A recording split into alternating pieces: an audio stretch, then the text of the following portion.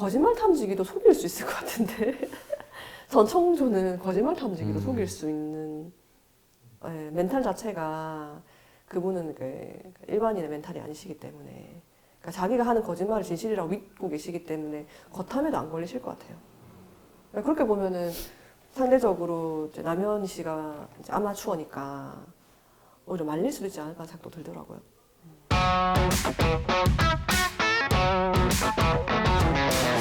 근데 이게 진작에 빨리 근데 다행인 거는 빨리 발각돼가지고 그죠? 결혼까지는 이제 안 하고 마무리가 될 수 있어서 다행이긴 한데 남현 씨 개인적으로는 굉장히 정신적인 충격이 크고 좀 세간에 그 이슈가 되어가지고 입도마에 오르는 이런 어려움이 있으시긴 하겠지만 진짜 결혼까지 갔으면 어쩔 뻔했어요, 그죠?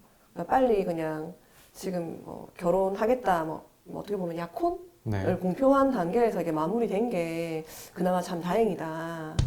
이런 상황에서 이 전청조 씨와 남현희 씨가 약혼을 한 상태에서 이제 그 결혼을 안 하기로 파혼을 한다면 어떤 두 사람 사이 법적 책임이 생길 수 있을까? 이런 부분들 한번 가정에서 얘기해 보면 재밌을 것 같아요.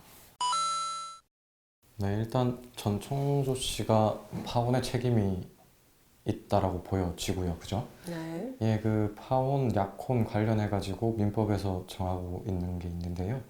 그 자격 정지 이상의 형을 선고받거나 이제 혹은 우리 이혼에서도 마찬가지지만 기타 약혼, 혼인 유지할 수 없을 만한 중대한 사유가 있는 경우를 정하고 있는 걸로 알고 있거든요. 전청조 씨 같은 경우는 이미 그 과거 전과 사실을 통해서 이제 그런 책임이 있는 걸로 보여지고요. 이제 기타 중요한 사유에도 중대한 사유에도 포함이 되지 않을까 싶습니다. 그래서 결과적으로는 그런 책임의 문제가 있기 때문에 전청조 씨가 책임져야 될 부분이 있을 거고요.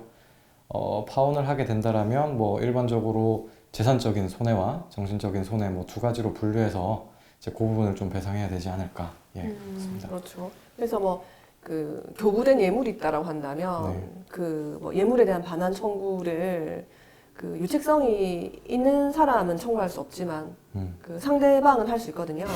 그래서 그 이 사기 행각이 전청조 씨의 단독 범행인 것으로 드러나게 된다고 한다면은 결국은 남현희 씨는 파혼에 대한 책임을 물어서 만약에 교부되었던 예물이 있다 한다면 그 예물에 대한 반환 청구를 할 수 있겠죠. 혼인에 대한 불성립을 정지조건으로 하는 증여의 성질로 보거든요. 그러니까 결혼 성립하지 않는 걸로 마무리되었기 때문에 예물에 대한 반환 청구 가능하겠죠. 그리고 만약에 예식장도 잡았다. 소위 말하는 그 스드메, 네. 신혼여행, 사진, 이렇게 드레스, 예식장, 비용 등 이런 것들 지출한 부분이 있다고 한다면 그거에 대해서는 소비하지 않아도 되었던 불필요한 지출을 한 것이 되기 때문에 그걸 손해로 보아가지고 손해배상을 청구하는 것도 이제 가능해지겠죠. 그리고 정신적 고통에 대한 위자료 청구도 별도로 가능할 것이고요.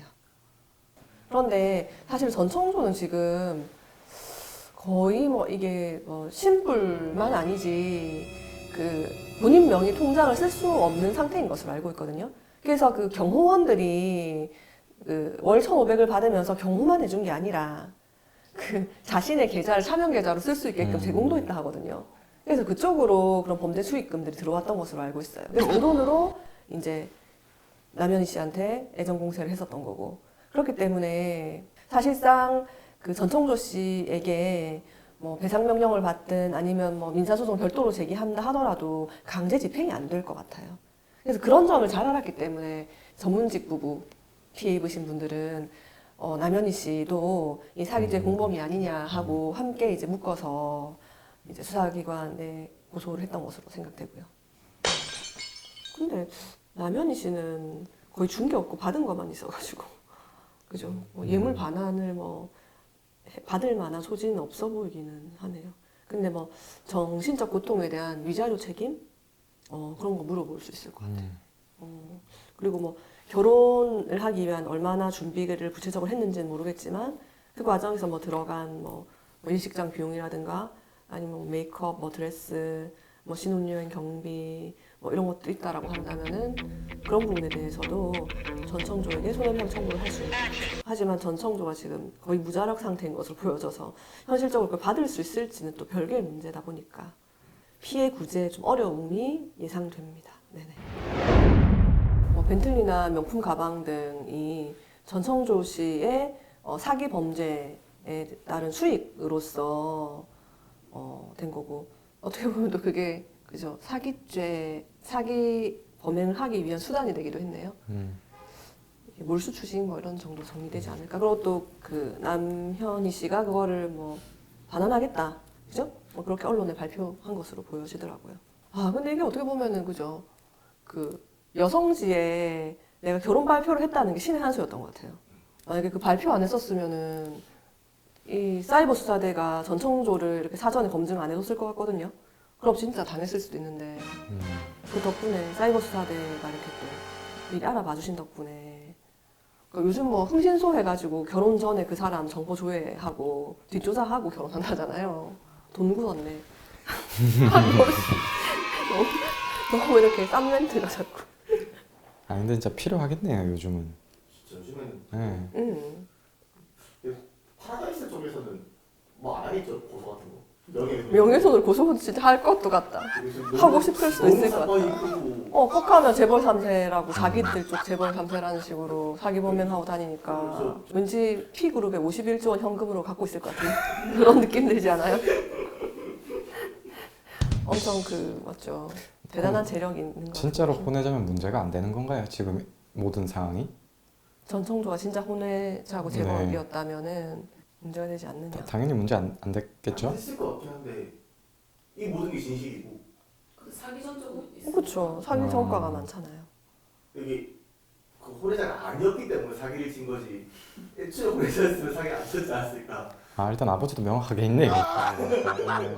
그러니까 뭔가 투자금 이상의 손해배상금을 다 제공함으로써 문제를 무마했을 것 같은 그런. 51조가 있으니. 51조가 있는데 뭐.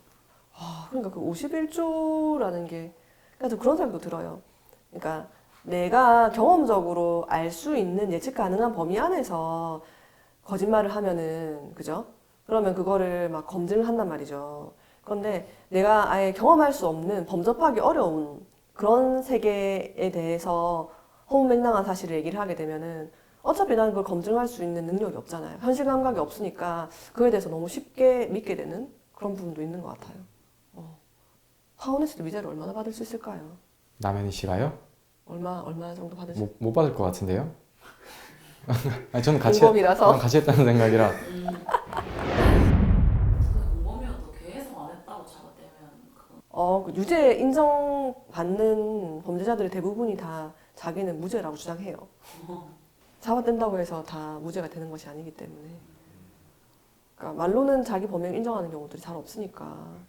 거짓말 탐지기도 속일 수 있을 것 같은데 전청조는 거짓말 탐지기도 속일 수 있는 멘탈 자체가 그분은 일반인의 멘탈이 아니시기 때문에 그러니까 자기가 하는 거짓말을 진실이라고 믿고 계시기 때문에 겉함에도 안 걸리실 것 같아요. 그러니까 그렇게 보면은 상대적으로 이제 남현희 씨가 이제 아마추어니까 오히려 말릴 수도 있지 않을까 생각도 들더라고요.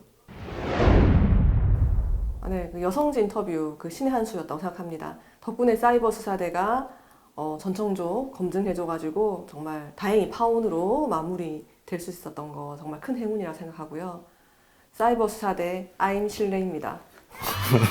어색한가? 사이버 수사대 진짜 신뢰할 만한 것 같아요. 아니었으면 이거 진짜 아마 얼마나 많은 피해가 더 있었을 거예요. 진짜 51조 피해액을 남기고 해외로 도망갔을 수도 있어요.